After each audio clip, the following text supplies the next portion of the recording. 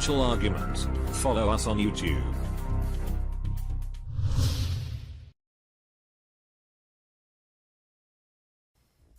Scientists and engineers can spend years of their lives in painstaking trial and error experimentation to develop a breakthrough new technology, and the military-industrial complex can find a way to militarize it in mere hours.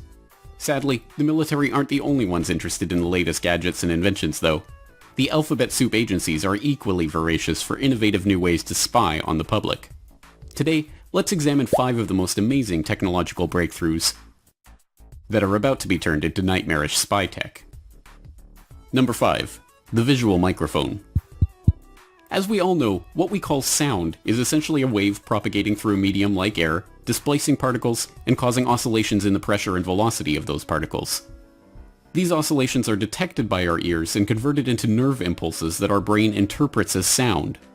So what if you can't directly perceive that wave itself, but the effect of that wave on another subject? Could you reconstruct that sound just from seeing the effect of the sound wave? Well, let's not keep anybody in suspense here. The answer is yes. Yes, you can. In the silent high-speed video shown here on the left, we see the leaves of a potted plant shown on the right. The video was recorded while a nearby loudspeaker played the notes to Mary Had a Little Lamb.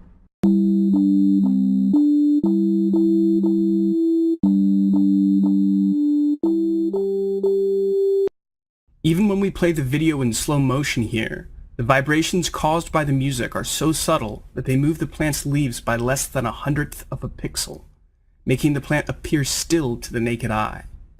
But by combining and filtering all of the tiny motion happening across the image that you see, we are able to recover this sound.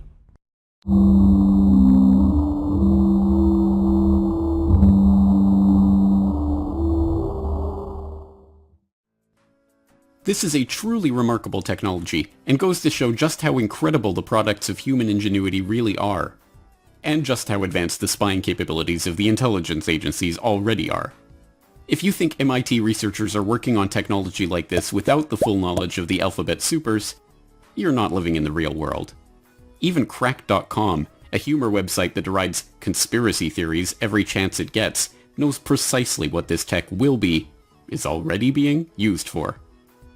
The researchers say they can do the same thing with a piece of foil or even a potted plant, which has far-reaching implications in the field of, well, spying on people. And probably other things, but mostly spying. Number 4. Backscatter vans. Remember those ridiculous X-ray specs they used to sell in the back of comic books? The ones that were guaranteed to help you see through solid objects? Somehow even 8-year-old you knew they were a bunch of hooey, even if you still joked with your friends about how you'd use them. Well, you can stop worrying about it. They were baloney, and you were right not to buy them. But you might be happy to hear that the technology to actually see through objects does exist now. Until you hear it was developed for the Department of Homeland Security.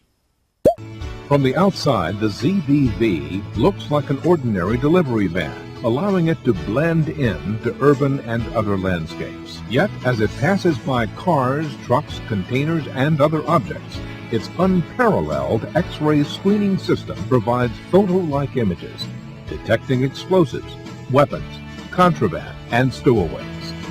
These images can be immediately analyzed by the operator seated in the ZBV's cab. Sound dangerous? It sure is. But are we really expecting the DHS to care whether or not they're sending random innocent people to an early grave when there's billions in federal funding for such technologies to burn through and cool spying tech like this to play with? Of course not. Number 3. Stingrays.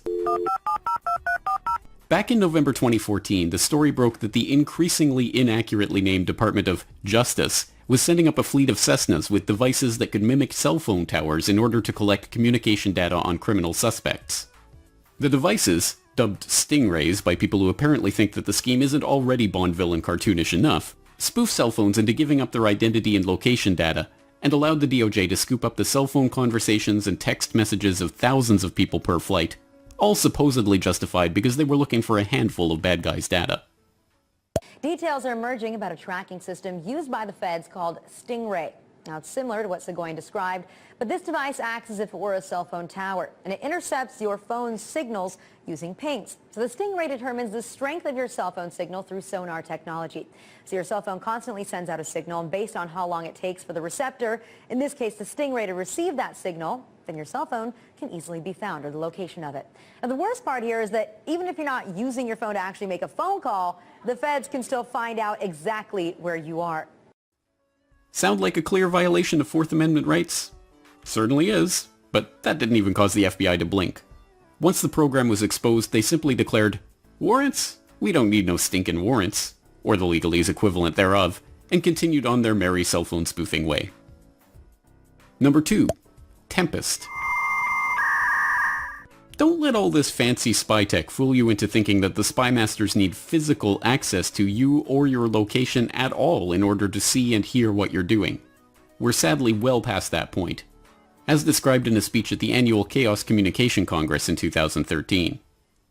Here's why they do it. This is an implant called RageMaster. It's part of the Angry Neighbor family of tools, where they have a small device that they put in line with a cable in your monitor, and then they use this radar system to bounce a signal. This is not unlike the Great Seal Bug that Louis Theremin designed for the KGB. So it's good to know we finally caught up with the KGB, but now with computers.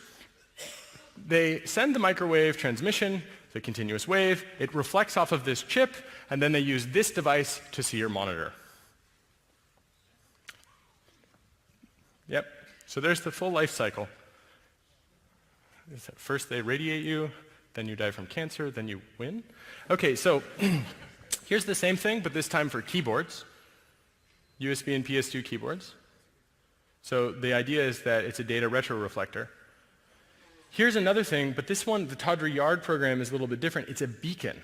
So this is where probably then they kill you with a drone.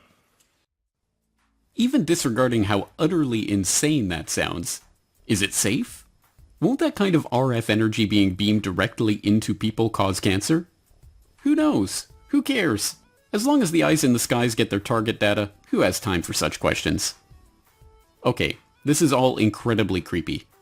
But what if you've already typed out your super secret love letter and the NSA wasn't able to intercept it in real time? What if they weren't able to spoof it out of your phone, or irradiate you so you glowed like a candle for their radars to scoop up every word? What if it's already a done deal, a fait accompli? Surely they can't get the info then, right? What are they gonna do, scoop it right out of your brain? Number 1. Mind reader. Essentially, yes, they are going to scoop the info out of your brain. As the International Business Times puts it, scientists have created a mind-reading machine that allows them to reconstruct images in a person's mind using brain scans. Sound sensational?